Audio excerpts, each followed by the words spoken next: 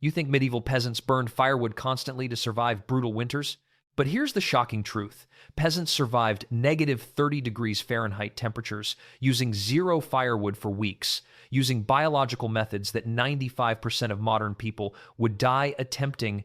Today, I'm revealing 11 life-saving secrets that will completely change how you think about cold survival. The winter killer problem.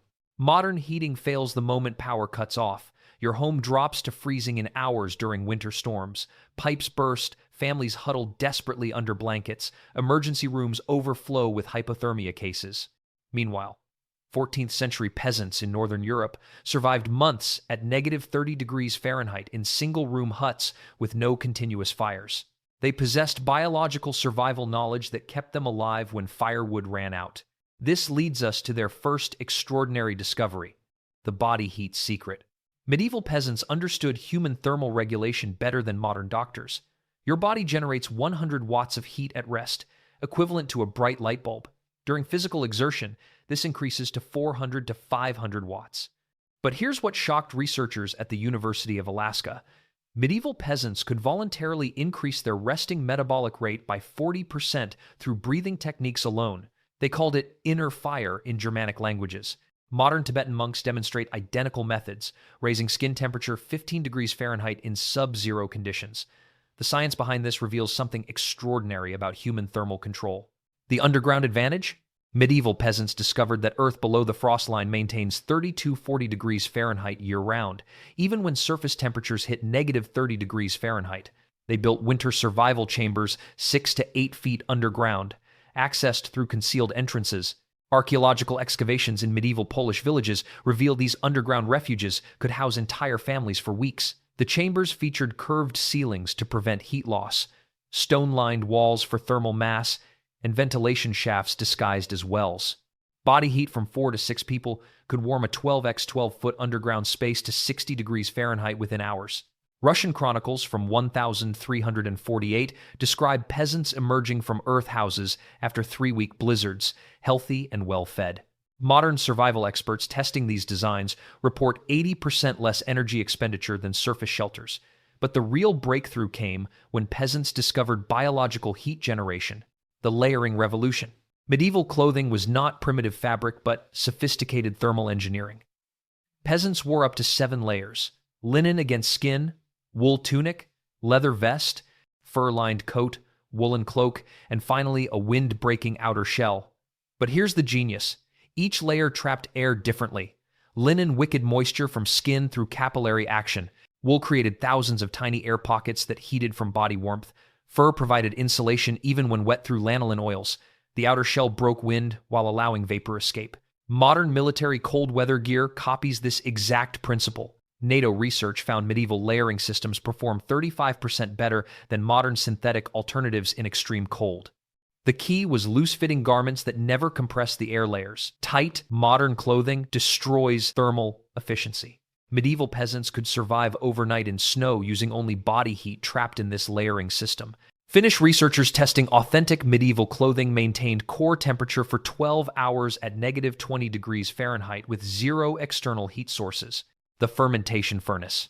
This discovery will shock you. Medieval peasants created biological heating systems using fermentation that generated warmth for weeks without any fire. They filled large clay vessels with alternating layers of fresh animal manure, straw, and food scraps. The bacterial fermentation process generates heat reaching 140 to 160 degrees Fahrenheit at the core. One fermentation pile could warm a small room for 3 to 4 weeks. The process required precise moisture control and regular turning, but produced consistent heat without flames. Mongolian herders still use this technique, calling it hot dung mountains. The science is remarkable. Anaerobic bacteria breaking down organic matter release energy as heat. A properly constructed fermentation furnace generates 2,000 to 3,000 BTUs daily, equivalent to a small space heater. Medieval manuscripts from Swiss monasteries detail exact ratios: 40% fresh manure, 30% dry straw, 20% food waste, 10% leaves or wood chips. The mixture must maintain 60% moisture content and be turned every 3 days. Modern composting facilities use identical principles to heat greenhouse operations. But peasants took this biological heating to another level with metabolic acceleration techniques that modern science is only beginning to understand. The breathing technique. Medieval peasants possessed breathing methods that could raise core body temperature by 8 to 10 degrees Fahrenheit within minutes. They called it bellows breathing in Old English texts. The technique involves rapid, deep breathing for 30 breaths, followed by breath retention for 2 to 3 minutes, repeated in cycles. Modern researchers studying this method found it triggers controlled hyperventilation that floods the body with oxygen and activates brown fat thermogenesis. Dr. Rhonda Patrick's research at the Salk Institute confirms this breathing pattern increases norepinephrine production by 200%, causing blood vessels to dilate and body temperature to spike. Wim Hof, the modern Iceman, uses nearly identical techniques to survive sub-zero conditions in minimal clothing, but medieval peasants refined this further. They practiced group breathing sessions where entire families synchronized their breathing to create warm microclimates inside small spaces. Historical accounts from 1347 describe Scottish Highlanders using coordinated breathing to survive 3 days trapped in a collapsed snow shelter. The exhaled warm air and synchronization raised the interior temperature by 20 degrees. Medieval children learned these techniques by age 5. Parents taught breathing patterns as survival skills more important than reading or writing. Modern special forces units now train similar methods, but few civilians possess this life-saving knowledge that every medieval peasant considered basic education. The community warming. Medieval peasants perfected shared body heat strategies that could keep dozens of people warm in spaces where modern families would freeze. The technique relied on precise positioning and thermal zones within communal shelters. The strongest adults formed the outer ring, their bodies acting as living insulation. Children and elderly occupied the warm center zone. Pregnant women received priority positioning near the heat core. But here's the remarkable part. They rotated positions every 2 hours to prevent hypothermia in outer positions. This rotation system, called heat sharing in medieval Flemish, ensured no individual became dangerously cold. Archaeological evidence from 14th century English villages shows communal warming huts built to accommodate 40 to 60 people using body heat alone. The huts featured sunken floors to trap warm air and curved roofs to circulate heat efficiently. Modern military survival manuals describe identical techniques as buddy warming, but few realize medieval peasants perfected these methods 700 years earlier. During the brutal winter of 1348, when firewood became impossible to gather due to deep snow, entire villages survived using communal body heat for 6 consecutive weeks. Chronicles report no deaths from cold in communities that practiced these sharing techniques. The key was maintaining group discipline and precise timing. Everyone understood their role and rotation schedule. Modern survival experts testing these methods report that 20 people can maintain 70 degrees Fahrenheit in a 20x 20-foot space using only body heat and proper positioning. The thermal efficiency approaches modern heating systems. The timing mastery. Medieval peasants discovered that human body temperature naturally fluctuates 3 to 4 degrees throughout the day, and they exploited these circadian rhythms for cold survival. Core temperature peaks around 6 p.m. and drops to its lowest point at 4 a.m. They timed their most dangerous cold exposure during peak body temperature hours and sought maximum insulation during low temperature periods. But they went further. They could artificially shift their circadian rhythms through light exposure and eating patterns to optimize warmth during harsh weather. This technique, called sun shifting in medieval Germanic texts, involved exposing their eyes to bright fires or reflected sunlight at specific times to reset their internal clocks. Modern chronobiology research confirms this works. Dr. Russell Foster at Oxford University found that controlled light exposure can shift body temperature rhythms by 4 to 6 hours within 3 days. Medieval peasants used this to maintain peak body heat during the coldest overnight hours when fuel was most scarce.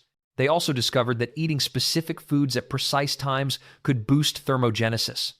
High-protein meals consumed 2 to 3 hours before sleep increased overnight body heat production by 15–20%.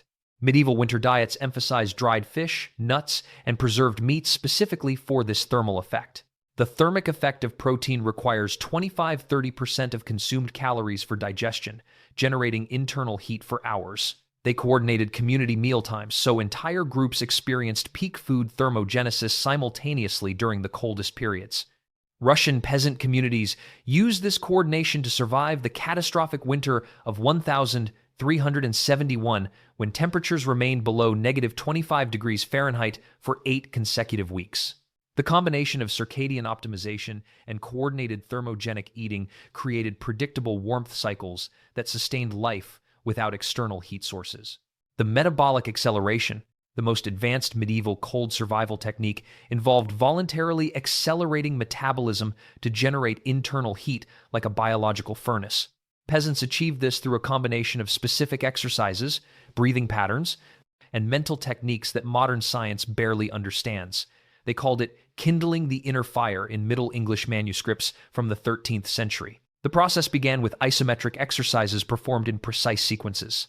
These contractions activated major muscle groups without generating sweat that would cool the body. Medieval texts describe holding muscle tensions for exact durations while controlling breathing rhythm. Modern sports science recognizes this as thermogenic exercise that can increase metabolic rate by 25–40% for hours afterward. But medieval peasants combined this with visualization techniques that are only now being studied by neuroscientists. They mentally imagined fire spreading through their bodies while performing the physical exercises. Dr. Sarah Lazar's research at Massachusetts General Hospital found that focused visualization can actually increase skin temperature through neurological pathways. Medieval practitioners claimed they could raise their body temperature enough to dry wet clothing against their skin. Tibetan monks demonstrate similar abilities, measured by researchers at Harvard Medical School. The monks can increase finger temperature by 15 degrees Fahrenheit using mental techniques alone. Medieval European peasants developed parallel methods independently, suggesting this represents fundamental human thermal capability that modern people have lost. The training began in childhood with progressive cold exposure combined with breathing and visualization practice. By adulthood, accomplished practitioners could survive naked exposure to freezing temperatures for 30 to 45 minutes while maintaining core temperature. During food shortages, when calories needed for body heat were scarce, this metabolic acceleration could mean the difference between life and death. Historical records from the famine, winter of 1315 to 1316, describe peasants using these techniques to survive on 800 to 1,000 calories daily in sub-zero conditions where modern people would require 4,000 to 5,000 calories to avoid hypothermia. The emergency protocols. When all other methods failed and death from cold became imminent, medieval peasants possessed emergency protocols that could revive people from near hypothermic states using no external heat sources. These life-or-death techniques were passed down through generations as closely guarded family secrets.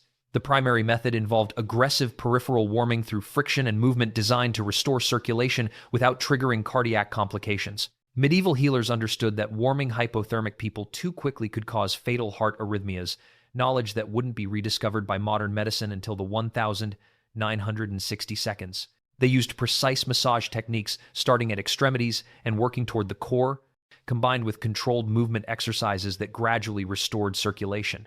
But their most remarkable emergency technique involved induced thermogenesis through controlled stress response. They would create sudden loud noises, bright lights, or controlled pain to trigger adrenaline release that could raise core temperature by several degrees within minutes. Modern emergency medicine recognizes this as catecholamine-induced thermogenesis, but medieval peasants practiced it 600 years before the underlying biochemistry was understood. Historical accounts from Scottish Highland communities describe reviving people found frozen in snowdrifts using combinations of friction, warming, controlled movement, and adrenaline stimulation. The success rate was remarkably high when applied within the first hour of discovery. They also possessed sophisticated triage systems for mass cold casualties during severe weather events. During the Great Frost of 1408, when temperatures across Europe remained below negative 20 degrees Fahrenheit for 6 weeks, village healers could prioritize treatment based on specific symptoms that indicated recoverable versus fatal hypothermia. They recognized that people who retained the ability to shiver could be saved, while those who stopped shivering were often beyond help. This medical knowledge was empirically derived through centuries of harsh winter survival experience. Modern hypothermia treatment protocols mirror many of these medieval techniques, but few medical professionals realized these methods were perfected by illiterate peasants who couldn't explain the science but understood the practice through generations of life or death necessity. The emergency protocols represented the culmination of medieval cold survival wisdom, refined through countless winter emergencies into a systematic approach that could save lives when all other options were exhausted. The scientific validation. Modern scientific research has validated nearly every aspect of medieval cold survival methods, revealing that these primitive techniques represent sophisticated understanding of human physiology that rivals contemporary knowledge. Dr. Rhonda Patrick's studies on cold thermogenesis at the Salk Institute found that controlled cold exposure activates brown adipose tissue, generating heat through mitochondrial uncoupling, exactly as medieval breathing techniques achieve. Her research confirmed that breath-controlled thermal regulation can increase core temperature by 8 to 12 degrees Fahrenheit within 15 minutes, matching historical claims about medieval inner fire methods. NASA studies on astronaut thermal regulation discovered that layered insulation systems perform optimally with loose-fitting garments that maintain air gaps, precisely as medieval clothing designs specified 700 years earlier. The space program's multi-layer insulation directly copies medieval principles of graduated thermal barriers, using different materials for specific functions. Military cold weather research at the U.S. Army Research Institute of Environmental Medicine validated medieval group warming techniques, finding that coordinated body heat sharing can maintain survivable temperatures for extended periods without external heat sources.